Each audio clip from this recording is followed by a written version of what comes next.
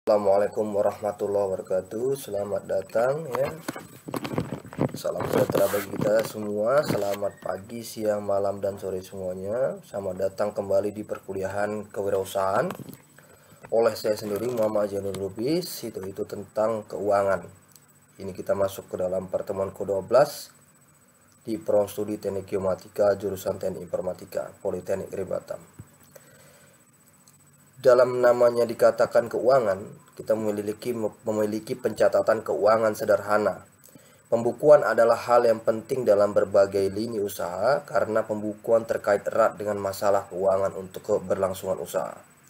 Membuat catatan yang lengkap mengenai keuangan, baik itu cash flow, uang masuk ataupun keluar, catatan omset harian, mingguan, dan bulanan, sehingga catatan pembelian usaha Anda nantinya tidak akan bisa meleset gitu ya.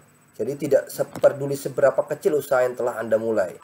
Persiapkanlah semua pencatatan dengan baik dan transparan serta detail serta teliti agar jika suatu hari nanti usaha Anda menjadi besar, Anda sudah terbiasa dengan namanya pembukuan. Contoh pencatatan keuangan sederhana gitu ya, ada tanggal, ada uraian, ada debit, ada kredit, dan ada saldo. Sehingga nanti ada keterangan, ada tanggal nota, nomor nota, total, jatuh tempo, bayar. Ini misalnya jadinya invoice gitu ya, hutang kita, hutang perusahaan kita, hutang orang terhadap perusahaan kita gitu ya, pendapatan kita, sehingga kita bisa menghitung dan melakukan sebuah pembukuan. Dan kita bisa menentukan berapa jumlah aktiva kita juga yang ada di perusahaan kita.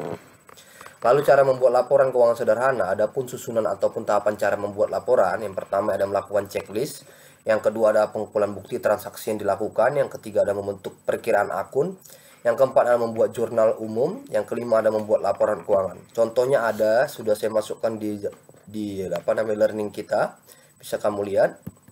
Lalu laporan keuangan adalah merupakan ringkasan dari suatu proses pencatatan, merupakan suatu ringkasan dan transaksi-transaksi keuangan yang menjadi selama 1 tahun buku yang bersangkutan menurut Jaki Barikwan.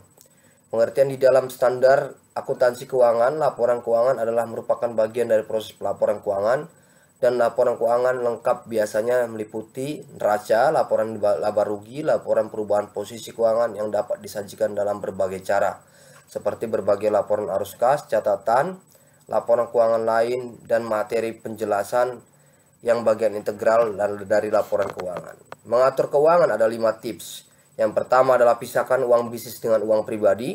Yang kedua, manfaatkan pihak ketiga.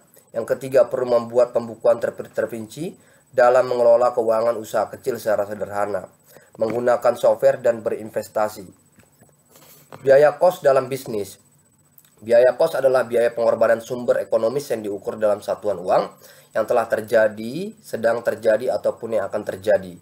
Klasifikasi biayanya adalah fixed cost, biaya tetap, variable cost, biaya variabel, direct cost, biaya langsung, operational cost, indirect cost, maintenance cost, or investment cost, incremental cost, marginal cost, unit cost, dan total cost ataupun biaya total.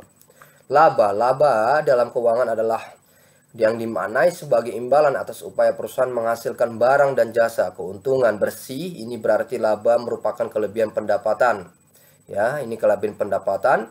Biaya total yang melekat dalam kegiatan produksi dan penyerahan barang atau jasa. Klasifikasi laba ada laba kotor, ada laba operasional, ada laba sebelum dikurangi pajak ataupun EBIT, ada laba setelah pajak ataupun laba bersih. Nah, laba pajak ini ada biasanya disebut dengan barang, misalnya kita melakukan pengadaan atau laba PPN gitu ya. Lalu ada PPh dan pajak bagi hasil gitu ya, itu biasanya 2% dan 1,5% tergantung pajak perorangan atau pajak perusahaan. Nah, analisa laporan keuangan, pemilik usaha kecil yang harus melakukan analisa laporan keuangan sendiri, maka langkah demi langkah yang sederhana berikut, yaitu pertama, lakukan analisa laba. Bandingkan hasil aktual dengan anggaran, gunakan dashboard, lakukan perbandingan dengan hasil industri di bidang usaha Anda.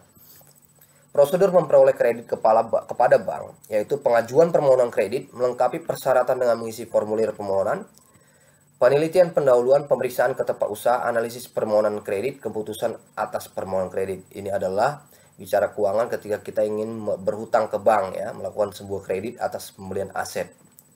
Oke, saya rasa cukup untuk kuliah hari ini tentang keuangan. Jika ada pertanyaan bisa ditanyakan di WhatsApp grup, WhatsApp pribadi, dan juga bisa ditanyakan di kampus ketika saya sedang WFO ataupun work from office gitu ya. Jadi ini bisa kita baca lagi, ada bahan tambahan di learning, dan jangan malas untuk membaca Dan saya cukupkan, mudah-mudahan ini ada manfaatnya kuliah hari ini. Saya tutup. Wassalamualaikum warahmatullahi wabarakatuh. Selamat pagi, siang, malam, sore.